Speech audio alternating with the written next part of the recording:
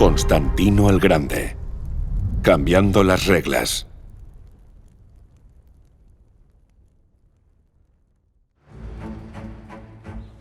Constantino el Grande, César, emperador de Roma, un campesino ilegítimo que se convierte en el hombre más poderoso de la tierra. Él gobierna el mayor imperio que el mundo ha visto. Un imperio que se extiende desde el Océano Atlántico hasta el río Éufrates, desde Gran Bretaña hasta África. Pero, ¿cómo puede mantener unido este extenso imperio? Bueno, se le ocurre un plan ingenioso. Une su imperio bajo un gran sistema. Uno que combina la Iglesia y el Estado, que combina todas las religiones, incluyendo el cristianismo y el paganismo. Él crea un sustituto, un falso imperio. Y así ahora, en cierto sentido, hay dos imperios, el de César y el de Cristo, Roma y el cristianismo. Un imperio falso y el imperio verdadero. Hay un choque de imperios. Y parece que el impostor, el imperio falso con todo su poder, riqueza y control, triunfará. Pero ahora, el imperio, el verdadero imperio contraataca. No con espadas, lanzas y escudos, sino con la palabra, el camino, la verdad y la vida. Sigamos y veamos mientras se desarrolla la batalla, mientras el imperio contraataca.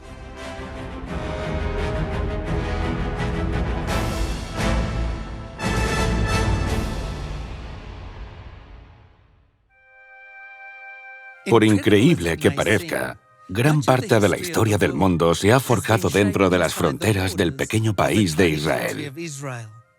Esta tierra tiene un gran significado para los judíos, los cristianos y los musulmanes, y muchos se refieren a ella como Tierra Santa.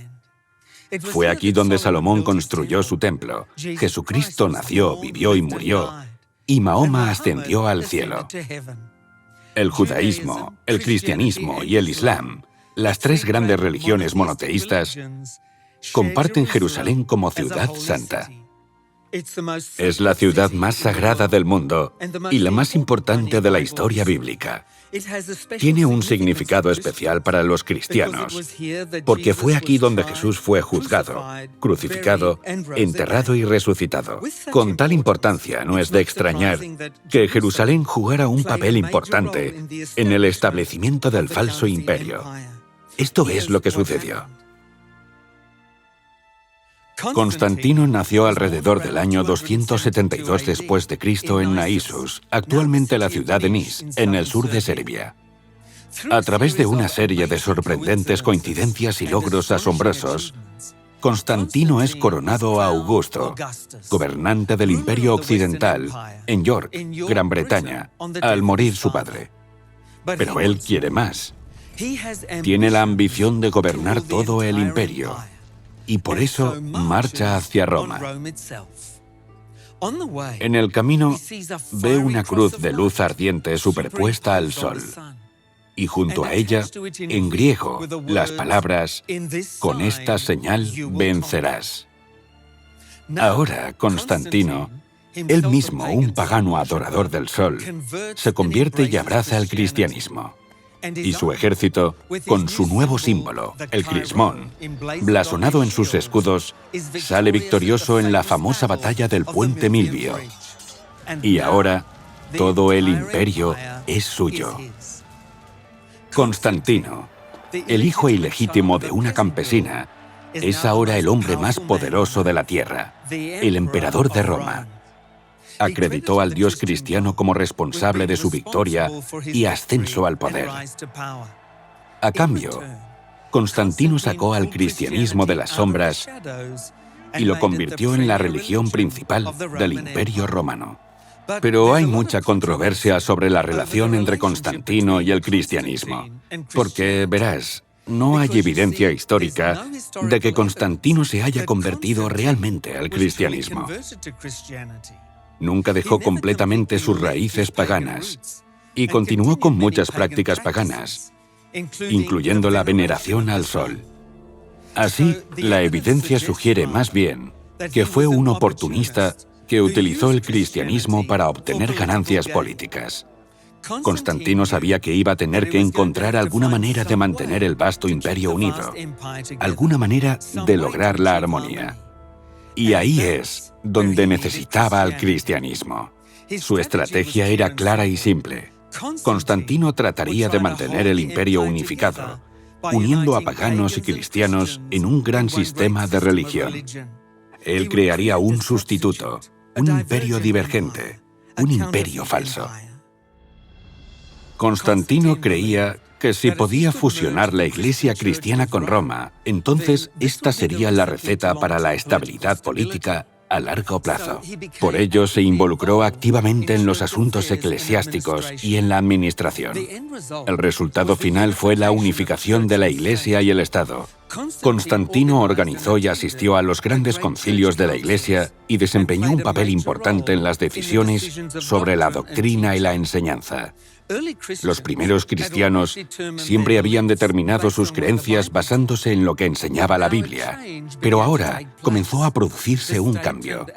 El Estado y las influencias externas, en lugar de la Biblia, comenzaron a interferir y determinar lo que la Iglesia creía. La Biblia ya no era la autoridad final en materia religiosa. El emperador mismo tenía la palabra y jugaba un papel importante. Esto se ve claramente en el Concilio de Nicea en el 325 después de Cristo, uno de los más importantes concilios de la Iglesia en la historia.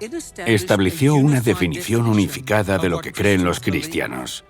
Constantino jugó un papel principal enfatizando su nueva posición como cabeza de facto de la Iglesia. Además de presidir el Concilio de Nicea, Constantino se embarcó en un ambicioso programa de construcción de iglesias que incluía la construcción de la primera basílica dedicada a Pedro en Roma. Luego, un año después del concilio, encargó a su madre, Helena, que viajara a Jerusalén para redescubrir los sitios asociados con eventos notables en la vida de Jesús, con la intención de también construir grandes iglesias en estos sitios. Asimismo, buscaba reliquias, objetos pertenecientes a Jesús o a personas relacionadas con él.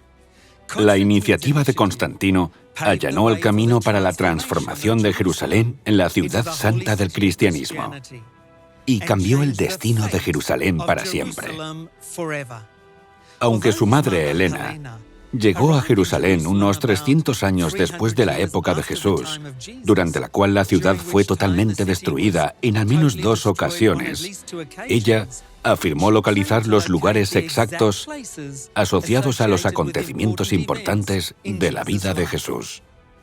Ella supuestamente encontró el mismo lugar donde nació Jesús, el campo donde los pastores vieron al ángel, el lugar donde estaba la carpintería de José, el lugar donde Jesús fue bautizado, el lugar cerca de Galilea donde el milagro de los peces y los panes ocurrió,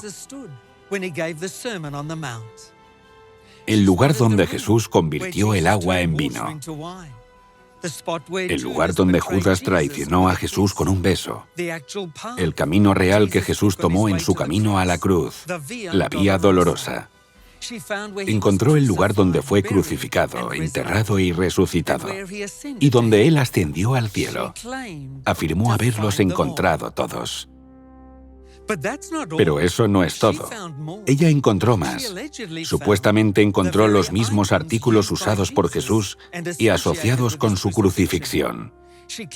Afirmó encontrar la verdadera cruz, el título de la cruz, los clavos de la crucifixión, la corona de espinas, la túnica de Jesús, la esponja, la lanza y la ropa de sepultura.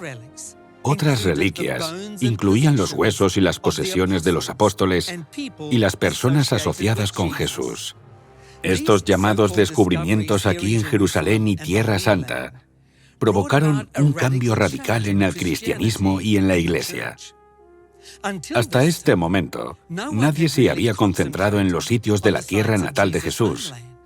Presumiblemente, había caminado y trabajado, pero ahora todo cambió. Algunas de las iglesias más grandes y sagradas del cristianismo se construyeron en estos lugares y desarrollaron un camino de peregrinación para aquellos que deseaban visitar todos los lugares del Evangelio. Los visitantes cristianos comenzaron a llegar en gran número. Jerusalén ya no era un puesto de avanzada en el borde del territorio de Roma. Ahora era una parte vital, incluso central, del nuevo imperio. Y las reliquias, estos objetos supuestamente asociados con Jesús o a aquellos cercanos a él, incluyendo los huesos, dientes, cabellos y posesiones de los apóstoles y santos, fueron llevados de vuelta a Roma por Helena.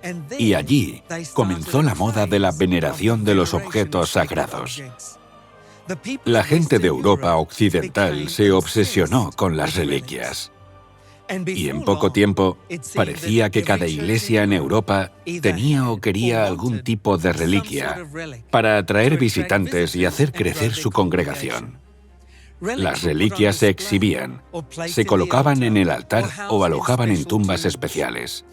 La gente creía que las reliquias podían curar a los enfermos, apagar incendios, proteger a los pueblos y derrotar ejércitos. Todo esto alimentó la demanda de reliquias y se desarrolló un mercado muy lucrativo en torno a las reliquias. Así, por razones religiosas, económicas e incluso políticas, el número de reliquias creció gradualmente hasta que hubo literalmente miles en existencia. Las reliquias se convirtieron en una estafa masiva de lucro y hubo muchos fraudes. Por ejemplo, se dice que se podría construir un gran barco con todos los trozos de madera de la cruz de Jesús. Y hay más de 1000 clavos que se dice que fueron utilizados en su crucifixión.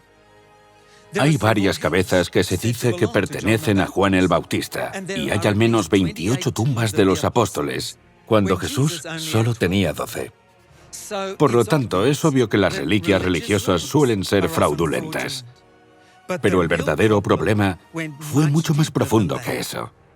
Verás, los primeros seguidores de Jesús y los primeros cristianos basaron todas sus creencias en las enseñanzas puras de Jesús y su palabra, la Biblia. Ellos basaron su fe en Jesús y solo en Él. La salvación y la santidad vinieron a través de la creencia y la fe en Jesús. Pero ahora todo eso cambió. En lugar de poner su fe en Jesús, la gente empezó a venerar reliquias. Estas reliquias se convirtieron en objetos de devoción. La gente creía que al acercarse a objetos asociados con alguna persona santa, la santidad de esa persona era de alguna manera compartida con ellos o transferida a ellos. Creían que así se conseguía la santidad, que así obtenían la salvación. Las reliquias, las peregrinaciones y las imágenes se convirtieron en el centro del cristianismo. El acceso a Jesús y a la salvación ya no era a través de la fe y la creencia, sino a través de imágenes y objetos de devoción. Y así, el concepto de reliquias, de cosas sagradas, socavó sutilmente el mensaje central del cristianismo, el mensaje de Jesús y la Biblia. Tristemente, la Iglesia había adoptado las creencias y prácticas del paganismo. El cristianismo se hizo popular, tanto que los paganos fueron bautizados en la Iglesia. Estos paganos se unieron a la Iglesia, pero también trajeron consigo muchas de sus imágenes, objetos, creencias y prácticas paganas. La reverencia de las reliquias, la veneración de los santos, el uso de templos y velas, el agua bendita, los días sagrados y las estaciones sagradas, todo tuvo su origen en el paganismo, y muchos fueron aprobados y aceptados en la Iglesia durante el siglo IV, la época de Constantino. Cambió radicalmente la Iglesia y sus creencias. Además de Cristo y los escritores de la Biblia, ningún hombre ha ejercido más influencia en la Iglesia cristiana que Constantino. Él fue quien cambió las reglas.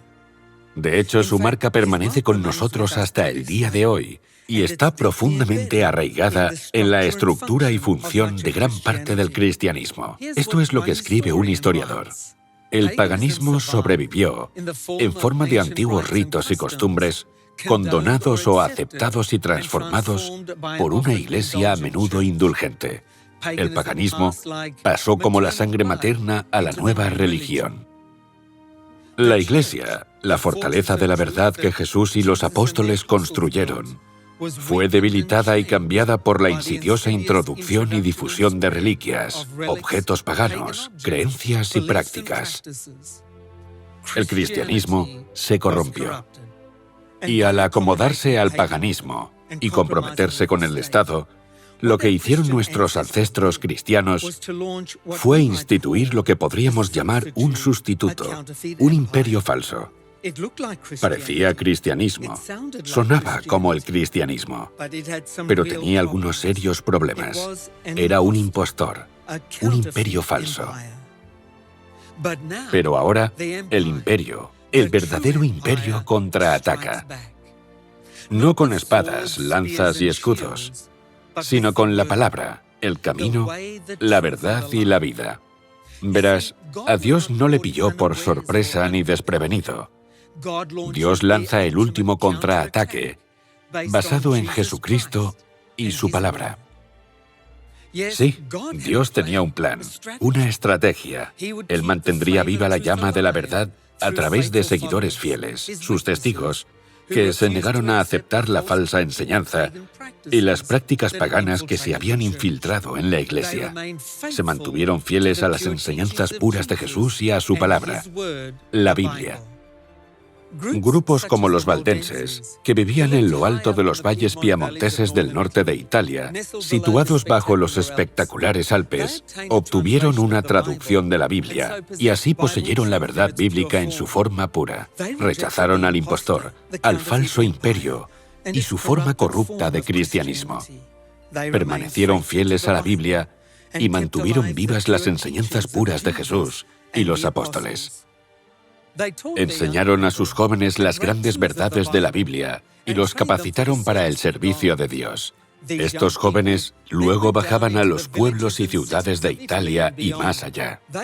Explicaron que Dios es un Dios de amor y misericordia, que acepta a las personas sobre la base de su fe, de su creencia en Él, y compartieron este poderoso mensaje de la palabra de Dios. Porque de tal manera amó Dios al mundo, que dio a su Hijo unigénito, para que todo aquel que cree en Él no se pierda, mas tenga vida eterna. Así es como somos salvos, solamente creyendo en Jesús. Así pues, el imperio, el verdadero imperio, contraataca. A través de sus seguidores que son fieles a Dios y a su palabra, el imperio de Cristo responde. Dios, en su misericordia, envía mensajeros para reformar la Iglesia. Prácticamente todos estos grandes reformadores procedían del seno de la propia Iglesia establecida. La mayoría eran sacerdotes. Deseaban apasionadamente que la Iglesia se reformara y corrigiera los abusos que se habían introducido. Uno de los primeros y más influyentes de estos hombres fue John Wycliffe, a menudo llamado la estrella de la mañana de la Reforma. Fue un sacerdote inglés y el principal filósofo del siglo XIV, que pasó la mayor parte de su carrera como erudito y profesor en la Universidad de Oxford. Comenzó a estudiar la Biblia en profundidad mientras se preparaba para sus clases y descubrió que la Iglesia enseñaba doctrinas y prácticas que no podía encontrar en ninguna parte de la Biblia. Esto le preocupó mucho. Wycliffe comenzó a predicar contra las falsas enseñanzas de la Iglesia y también contra su corrupción y abusos. Esto dio lugar a un choque de imperios. Esto trajo la ira de la Iglesia contra él. Fue desterrado de su puesto en Oxford y enviado como pastor a la iglesia de Lutherworth. Aquí emprendió la monumental tarea de traducir toda la Biblia al inglés para la gente común, para que pudieran tener acceso a la palabra de Dios. Pero el choque de imperios se desató. Wycliffe fue condenado por la Iglesia establecida y murió de un derrame cerebral en 1384. Pero ese no fue el final de su mensaje e influencia. Los estudiantes bohemios que estudiaron con Wycliffe en Oxford llevaron sus escritos y enseñanzas a Praga, donde influyeron en Jan Hus, un brillante joven, sacerdote y profesor de la Universidad de Praga. Mientras Huss estudiaba la Biblia, se convenció de que John Wycliffe tenía razón y que la Iglesia se había alejado de las enseñanzas puras de Jesús y de la Biblia y que necesitaba desesperadamente una reforma. Jan Hus comenzó a hablar con valentía contra las falsas enseñanzas y la corrupción de la Iglesia. Las enseñanzas de Hus desafiaron a la gran Iglesia medieval y al falso imperio. Solo encontró problemas por sus creencias. En 1415 fue convocado a la ciudad de Constanza, en la frontera suizo-alemana, para defender sus enseñanzas. Allí, tras una parodia de juicio, fue condenado a muerte, quemado en la hoguera y sus cenizas arrojadas al río Rin. Fue un valiente reformador. Pero no era el único que deseaba que la Iglesia se reformara y volviera a las enseñanzas puras de Jesús que se encuentran en la Biblia. Otros empezaron a hacerse eco del llamamiento de Hus para que la Iglesia se reformara y volviera a la Biblia. Entendieron el choque de imperios que estaba teniendo lugar. Se dieron cuenta de lo que estaba en juego. Y para ellos, los principios de la palabra de Dios no solo eran algo por lo que vivir, sino algo por lo que morir. Lamentablemente, la Iglesia rechazó sus llamamientos a la reforma y los atacó o ejecutó. No obstante, sus esfuerzos no fueron en vano, porque su trabajo, su visión y su sacrificio sentaron las bases para la próxima gran batalla en la que el imperio contraataca. Otros reformadores comenzaban a cuestionar si alguna vez sería posible reformar la Iglesia establecida. Y fue esta constatación la que llevó al monje agustino Martín Lutero a clavar sus 95 tesis en la puerta de la Catedral de Wittenberg e iniciar la Reforma, un acontecimiento importante en este choque de imperios. Comenzó con el deseo desesperado de Lutero de encontrar la paz mental y la seguridad de la salvación. Creía que la única manera de hacerlo era volverse santo, liberarse del pecado y salvar su alma por sus propias buenas obras. Cuando el monasterio de los agustinos lo seleccionó para encabezar una delegación a Roma en 1510, Lutero se alegró mucho. Esta era su oportunidad de utilizar los remedios tradicionales proporcionados por la Iglesia para encontrar el perdón y la paz y convertirse en santo. Pero el viaje fue un desastre, aunque visitó todas las reliquias sagradas que pudo. No se sintió más cerca de Dios y regresó al monasterio más preocupado y desilusionado que nunca. Desesperado, comenzó a estudiar su Biblia como nunca antes. Para su sorpresa, mientras estudiaba la palabra de Dios, no encontró ninguna enseñanza sobre venerar reliquias o hacerse santo, de ganarse la aceptación de Dios o comprar el perdón. Mientras estudiaba el libro bíblico de Romanos, hizo un descubrimiento que traería para siempre la paz a su atribulado corazón. El justo por la fe vivirá. Lutero finalmente comprendió la verdad de que la salvación viene por la fe, por creer en Jesucristo. Comprendió que las reliquias, los lugares sagrados y objetos no hacían nada por su salvación. Más bien, el Dios cristiano es un Dios de amor y misericordia, que acepta a las personas tal como son, sobre la base de su fe en Él. Lutero proclamó vigorosamente y en voz alta la verdad bíblica. La salvación es gratuita y no hay nada que puedas hacer para ganarla. La salvación es un regalo. Lutero apenas podía creer esta buena noticia. A pesar de los errores que había cometido en su vida, a pesar de su culpabilidad, podía ser acreditado con la santidad, porque Jesús, que realmente es santo, pagó su condena en la cruz. Así que ahora la gente puede ser perdonada, libremente perdonada en el Señor Jesucristo. Este mensaje bíblico, el Evangelio, dio un gran golpe por el imperio de Dios. Pronto se extendió por toda Europa, a través de América, hasta Australia y Nueva Zelanda, y por todo el mundo. Esta buena nueva, el Evangelio, cambia la vida de las personas y les trae paz interior, felicidad y vida eterna. Realmente marca la diferencia y es la diferencia fundamental entre los dos imperios. De hecho, sigue siendo el principal campo de batalla entre los dos imperios. Como ves, la batalla no ha terminado. El choque de imperios continúa. Hay dos imperios que compiten en este mundo. El imperio de Dios, basado en Jesús y su palabra, y el falso, basado en la tradición.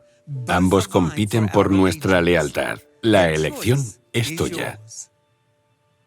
Si te gustaría formar parte del imperio de Dios y honrar su palabra en tu vida, aceptando a Jesús y siguiéndole, y si quisieras profundizar en estas importantes cuestiones, entonces me gustaría recomendar el regalo gratuito que tenemos para todos nuestros espectadores de El viaje increíble de hoy.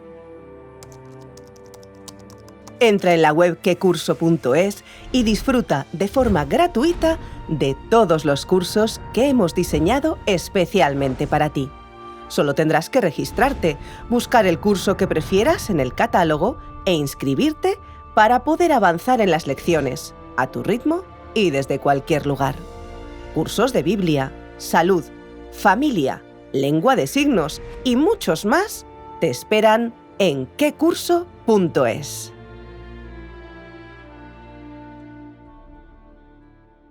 Asegúrate de unirte a nosotros próximamente. Hasta entonces, que Dios te bendiga y te mantenga fiel a Él. Oremos. Querido Padre Celestial, gracias por tu palabra, la Biblia, nuestra máxima autoridad en la vida y un arma poderosa en el choque de imperios. Y gracias por Jesús, nuestro Señor y Salvador, que volverá pronto para establecer tu reino eterno. Todos queremos ser ciudadanos de tu reino. Ayúdanos a ser fieles a ti. En el nombre de Jesús oramos. Amén.